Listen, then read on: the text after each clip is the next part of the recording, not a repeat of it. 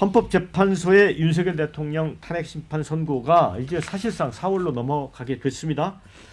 물론 이제 31일 월요일이 남아 있긴 하지만 민주당은 헌법재판소가 윤 대통령 탄핵 심판을 고의로 지연시키고 있는 거 아니냐 의문을 제기하고 있습니다.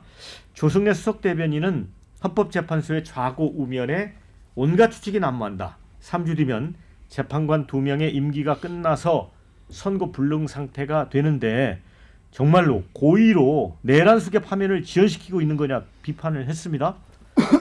자, 이종훈 평론가님, 이거 이제 민주당이 이제 헌재를 이렇게 초기에는 이제 비판을 하지 않았는데 이제 갈수록 비판 강도가 높아지잖아요. 그리고 이제 18일까지 단식 농성도 합니다. 예. 그러니까 왜 그렇다고 보세요? 윤석열 대통령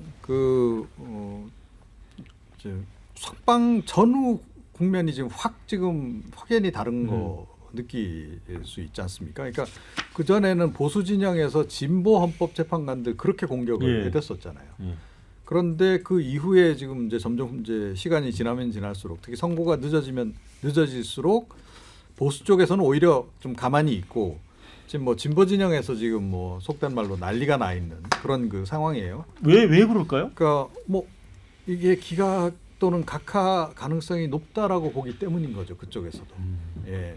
그러니까 뭔가 헌재 내부에 지금 그 상황 정리가 좀 쉽지 않다라는, 그래서 이게 기각 또는 각하 가능성이 높다라는 판단이 들기 때문에 그래서 지금 이제 굉장히 압박 강도를 좀 높이고 있는 이제 그런 그 상황이 아닌가 그렇게 좀 생각을 하고요. 저도 헌재 결정이 늦어지는 것에 대해서 불만이 굉장히 많습니다.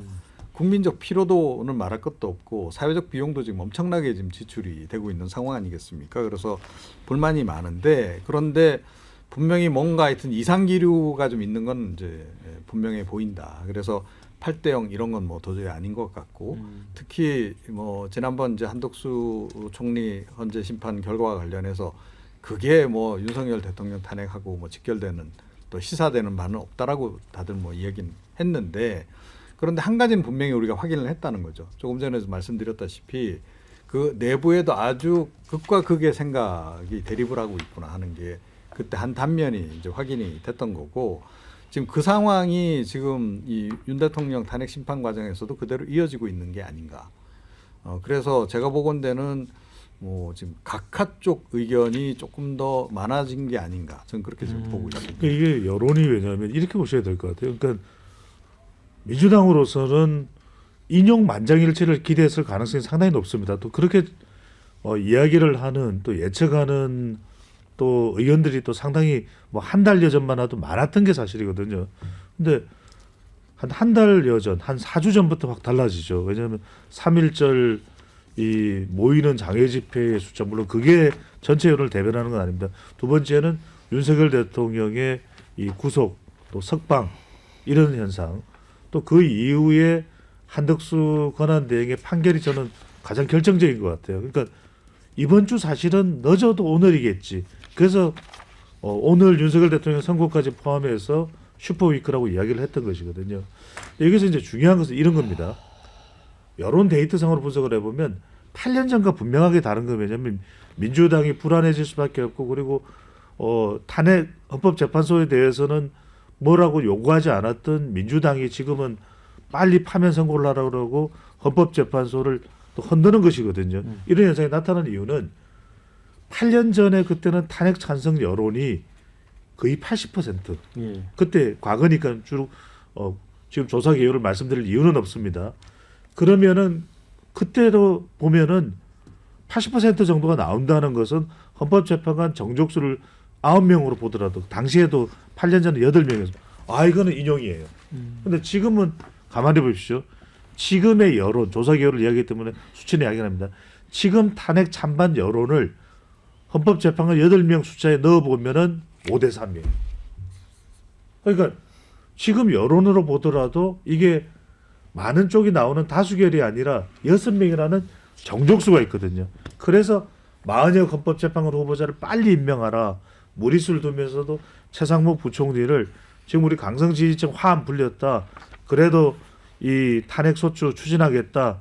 원래 어제 산불 문제가 아니었으면 27일 본회의가 열렸으면 최상목 부총리 이 탄핵소추 보고가 됐을 가능성이 상당히 높습니다. 그런 걸 본다면 저는 지금 이 헌법재판관 내부의 의견이 만장일치는 고사하고 지금 엇갈리고 그것이 인용적으로 가지 못한다는 민주당의 예상, 예측 그게 지금 작동하고 있는 것으로 봐집니다.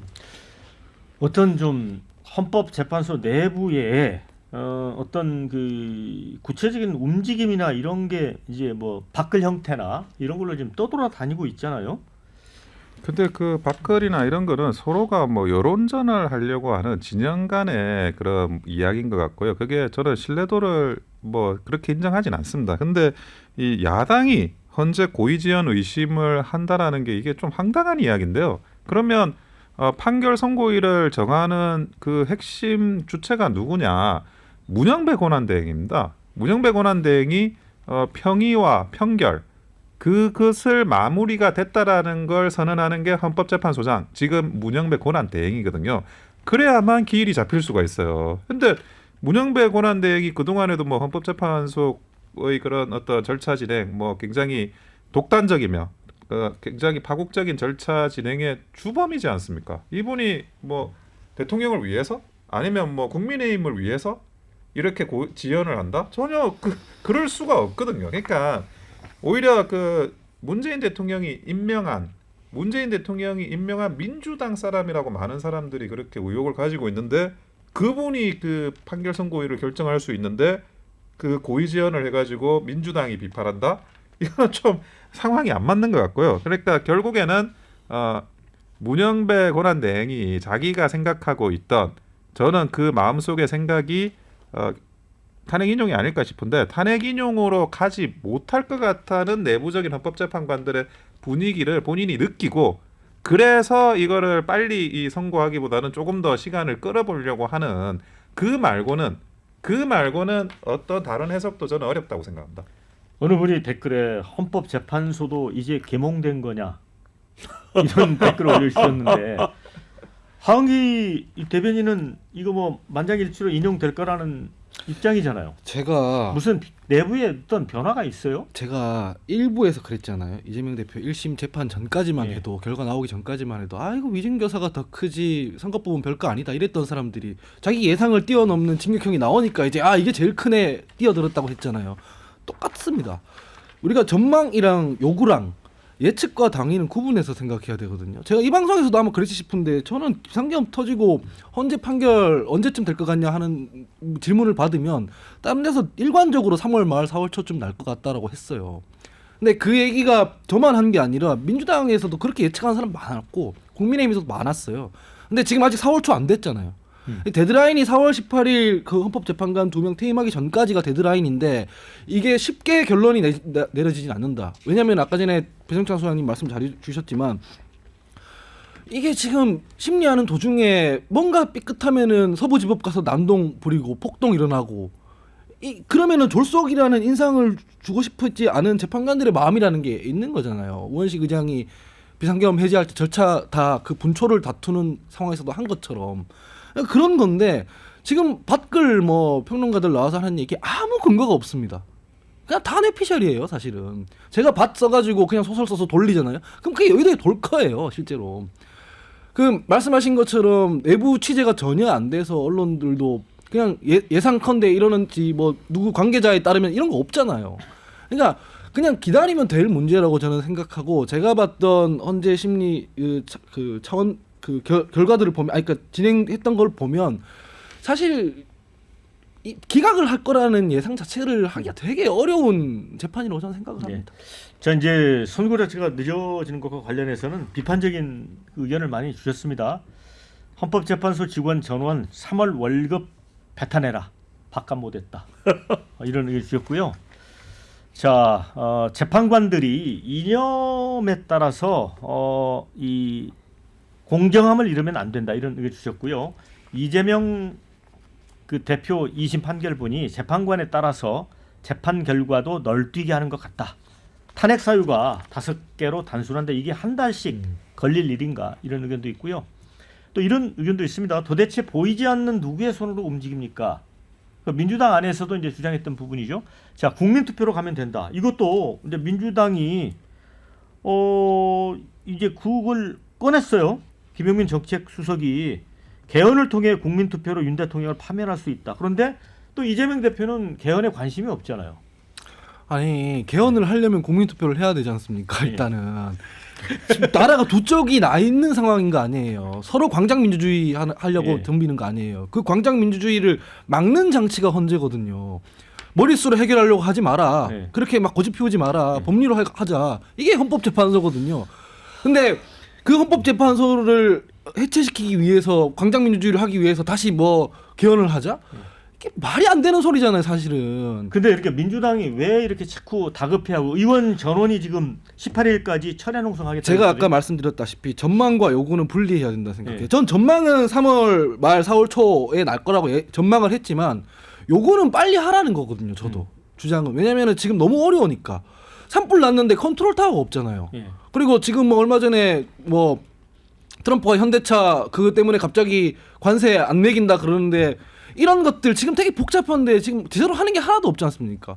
이 불확실성이 너무 강하니까 빨리 헌재에서 뭐 결론을 지어주고 조기 대선으로 들어가야 된다는 요구는 제가 하는 거거든요.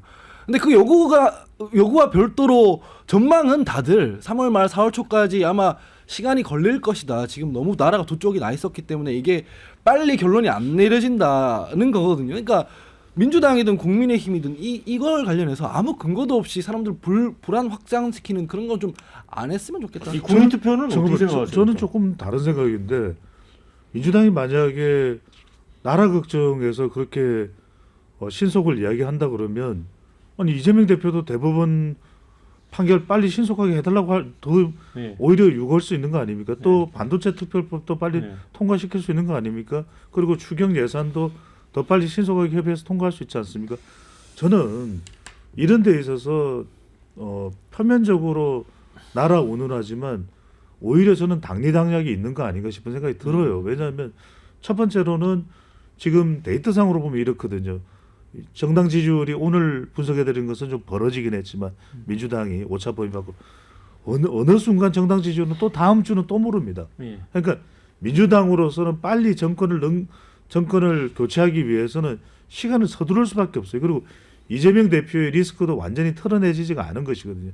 저는 이런 점에서 굉장히 지금 다급해하는구나. 왜? 첫 번째 국민투표를 통하게 되면은 완전히 이런 보수 세력 자체를 괴멸시킬 수가 있습니다. 그러니까 이 개헌이라는 게 자체가 200명이기 때문에 개혁신당뿐만 아니라 실제로 이 국민의힘 내부에서도 일부 세력은 가져올 수가 있는 것이고 이현주 최고위원은 얼마 전에 어떻게 얘기했습니까? 총선도 같이 치르자.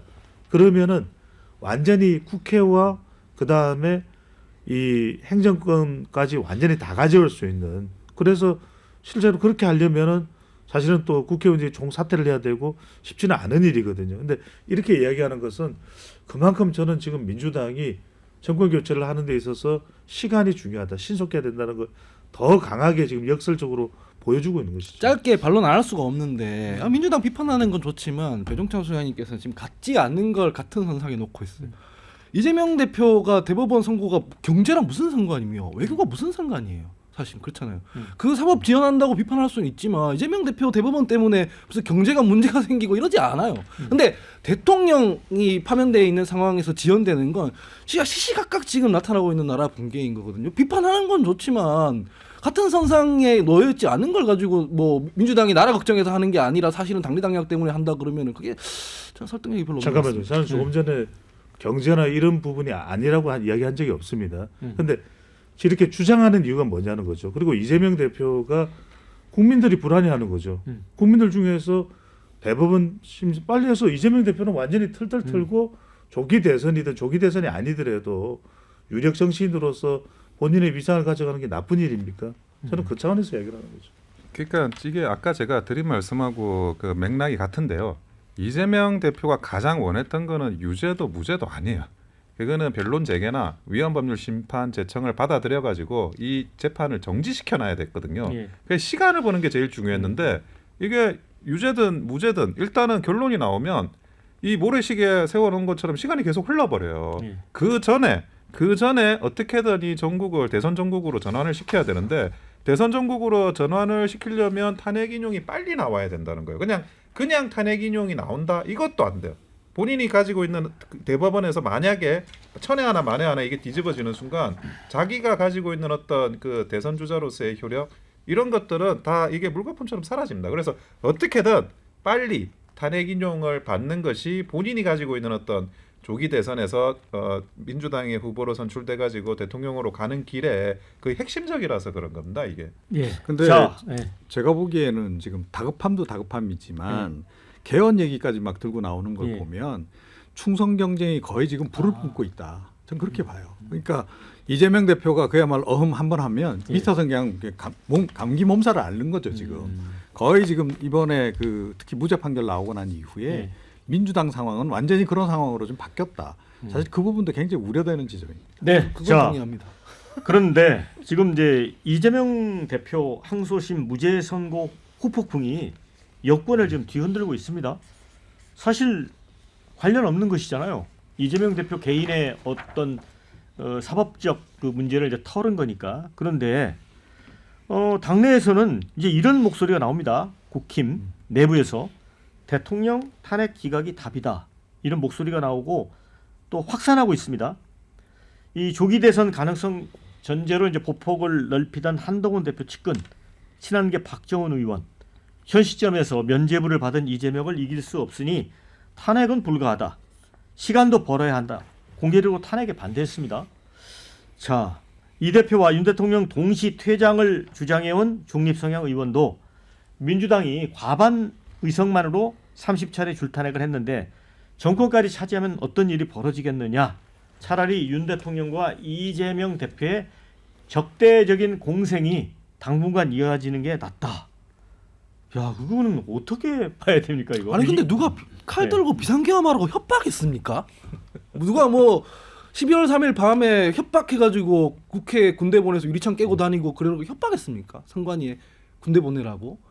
아니, 그게 잘못된 거지 않습니까? 사실은 이게 기각이 된다는 얘기는 비상계엄 면허증 주는 거예요. 대통령이 앞으로 12월 3일에 했던 그 행위를 앞으로 어떤 대통령도 해도 된다는 얘기예요. 그렇잖아요. 그 헌재에서 괜찮다고 했으니까. 그러면 윤석열 대통령이나 그 다음에 있는 어떤 정부에서 이거 안 하겠습니까? 정치적 카드로.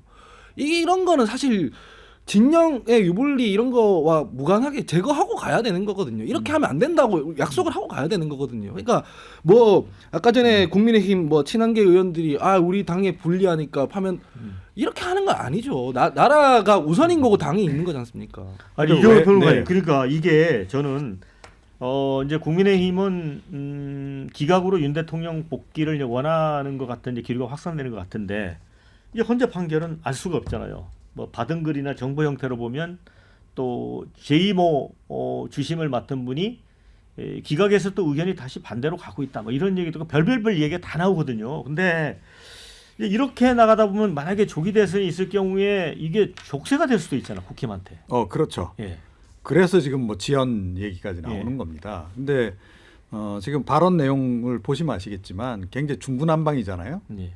그만큼 패닉 상태라는 걸 얘기해요. 패닉. 예, 제가 지금 뭐 기자들한테 뭐 국민의힘 상황 관련해서도 뭐 전화도 많이 받고 또 소통도 많이 했는데 국민의힘이 완전히 카드가 갑자기 사라져 버린 거예요. 그러니까 그동안은 기승전 이재명 또는 이제 뭐 과거 문재인 정권 탓 이런 거로 이제 버텼는데 이제 카드가 싹 사라져 버린 상황이거든요.